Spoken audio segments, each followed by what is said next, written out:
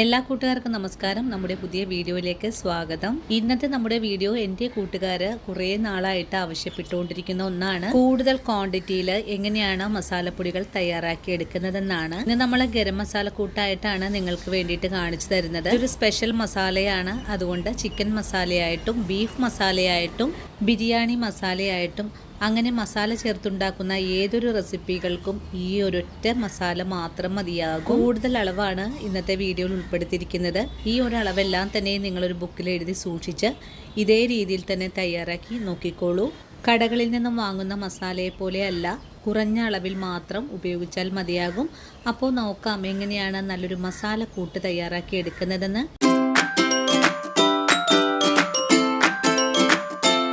ഇനി നമുക്ക് ഗരം മസാല പൊടിച്ചെടുക്കാം. ഇതിനായിട്ട് നമുക്ക് ആവശ്യമായിട്ടുള്ളത് എന്തൊക്കെയാണെന്ന് നോക്കാം.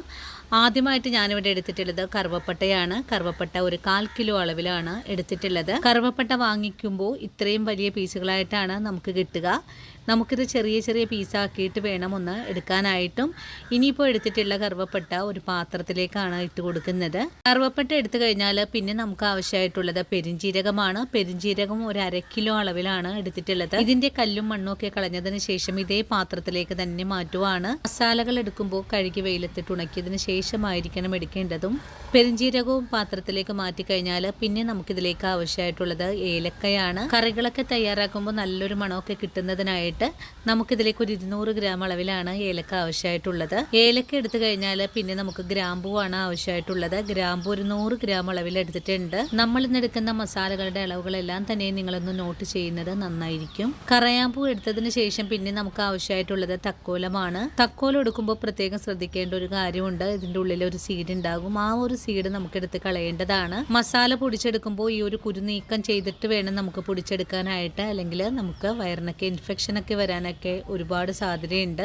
ഈ ഒരു കുരു കളയാതെ നമ്മളെ കറികളൊക്കെ തയ്യാറാക്കി എടുക്കുമ്പോൾ കറികൾക്കൊരു കയ്പ് ടേസ്റ്റ് ഒക്കെ വരാനും സാധ്യത കൂടുതലാണ്. അപ്പോൾ ഈ ഒരു കാര്യം നിങ്ങൾ എല്ലാവരും ശ്രദ്ധിച്ച് വേണേ ചെയ്തെടുക്കാനായിട്ടും. അങ്ങനെ നമ്മുടെ സ്റ്റാറും പാത്രത്തിലേക്ക് മാറ്റി കഴിഞ്ഞിട്ടുണ്ട്. ഇനി നമുക്കിതിലേക്ക് ആവശ്യമായിട്ടുള്ളത് 200 ഗ്രാം അളവില് കുരുമുളകാണ്. കുരുമുളകിന്റെ അളവ് നിങ്ങൾക്ക് കുറയ്ക്കുകയോ കൂട്ടുകയോ ചെയ്യാവുന്നതാണ്. കുരുമുളകിന്റെ കൂടെ തന്നെ 50 ഗ്രാം അളവില് ജാതിപത്രി കൂടെ ചേർക്കുന്നുണ്ട്. ജാതിപത്രിയുടെ അളവ് അധികം ഒന്നും കൂട്ടിയെടുക്കാതിരിക്കുന്നതാണ് നല്ലത്. ഇത്രയും കാര്യങ്ങളൊക്കെ എടുത്തു കഴിഞ്ഞാൽ പിന്നെ നമുക്കിതിലേക്ക് ഒരു പിടിയോളം ബേ ലീഫ് കൂടെ ചേർക്കണം. ബേ ലീഫ് പച്ച കിട്ടുവാണെങ്കിൽ അതായിരിക്കും ഏറ്റവും നല്ലത്. ഇനി ഇതിന്റെ കൂടെ തന്നെ ജാതിക്ക കൂടെ ചേർക്കുന്നുണ്ട്. ജാതിക്ക ഒരു 5 എണ്ണമാണ് ഞാനിവിടെ എടുത്തിട്ടുള്ളത്.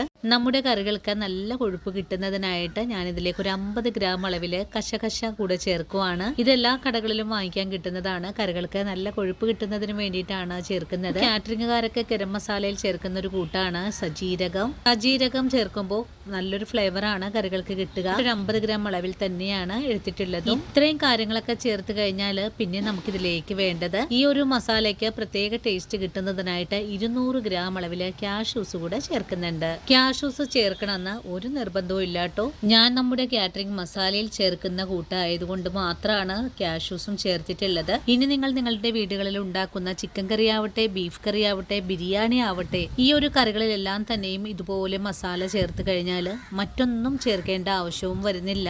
അത്രയും ടേസ്റ്റി ആയിട്ട് തന്നെയാണ് നമ്മൾ ഈ മസാല പൊടിച്ചെടുക്കാനും പോകുന്നത്. മസാലകൾ കഴുകി ഉണക്കിയെടുക്കുന്നതിന് മുമ്പായിട്ട് തന്നെ ഇതിൻ്റെ ഉള്ളിലെ സീഡൊക്കെ ഒന്ന് നീക്കുവാണ്. ഈ ഒരു സീഡ് എടുത്ത് കളയാനായിട്ട് അല്പം ബുദ്ധിമുട്ടാണ് കേട്ടോ. ഇനി ജാതിക്കയുടെ തോല് പൊട്ടിച്ചതിന് ശേഷം അതിനുള്ളിലെ സീഡാണ് കേട്ടോ നമുക്ക് ആവശ്യമായിട്ടുള്ളത്. ഇനി ഇതെല്ലാം നല്ല പോലെ ഒന്ന് കഴുകിയതിന് ശേഷം വെയിലത്തിട്ട് ഉണക്കിയെടുക്കാം. നല്ല ചൂടുള്ള കാലാവസ്ഥ ആയതുകൊണ്ട് ഒരു 2 വെയിൽ കൊണ്ട് തന്നെ നമുക്കിതെല്ലാം നല്ല പോലെ തന്നെ ഒന്ന് ഉണക്കിയെടുക്കാനും സാധിക്കും. അങ്ങനെ 2 ദിവസത്തെ വെയിൽ കൊണ്ടപ്പോൾ നമ്മുടെ മസാലകളൊക്കെ നല്ല ക്രിസ്പി ആയിട്ട് തന്നെ നമുക്കിവിടെ ഉടക്കിയെടുക്കാൻ സാധിച്ചിട്ടുണ്ട്.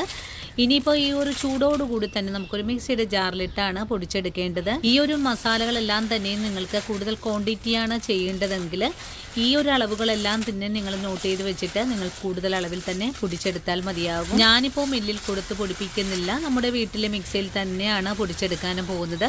ഇതൊന്ന് പൊടിച്ചെടുക്കാനായിട്ട് അധികം സമയമൊന്നും നമുക്ക് ആവശ്യമായിട്ടും വരില്ല.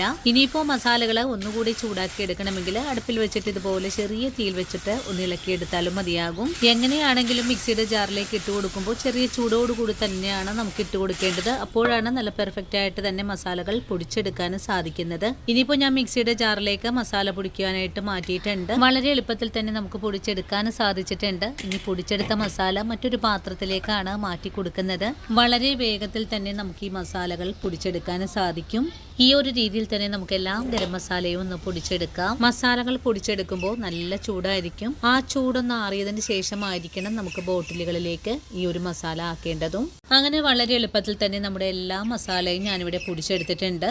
ഈ ഒരു അളവ് വെച്ചിട്ട് നമുക്ക് മസാല പൊടിച്ചെടുക്കുമ്പോൾ 1.25 കിലോ അളവിലാണ് മസാലപ്പൊടി കിട്ടുന്നതും. ഇനിയിപ്പോൾ നിങ്ങൾക്ക് ഇതിലും കൂടുതൽ ക്വാണ്ടിറ്റിയിലാണ് മസാല പൊടിച്ചെടുക്കേണ്ടതെങ്കിൽ ഞാനിവിടെ പറഞ്ഞു തന്നിട്ടുള്ള അളവുകളെല്ലാം തന്നെ നിങ്ങൾ കൂട്ടിയെടുത്താലും മതിയാകും. ഇനിയിപ്പോൾ മസാലകൾ കൂടുതൽ ക്വാണ്ടിറ്റിയിൽ ചെയ്തു വെക്കാനായിട്ട് ഇനിയൊരു ബുദ്ധിമുട്ടും ഉണ്ടാവില്ലല്ലോ. നിങ്ങൾക്ക് ഇതിലേക്ക് മല്ലി ചേർക്കാൻ താല്പര്യമാണെങ്കിൽ ഇതിലേക്ക് ഒരു 1/2 കിലോ മല്ലിയും കൂടി ചേർത്ത് പൊടിച്ചെടുക്കാവുന്നതാണ്. അപ്പോൾ ഇന്നത്തെ നമ്മുടെ വീഡിയോ ഇത്രയുള്ളൂ കൂട്ടുകാരെ. ഇനി നല്ലൊരു വീഡിയോ ആയിട്ട് നാളെ കാണാം. അതുവരെ സ്നേഹത്തിന്റെ ഭാഷയിൽ വീണ്ടും കാണാം.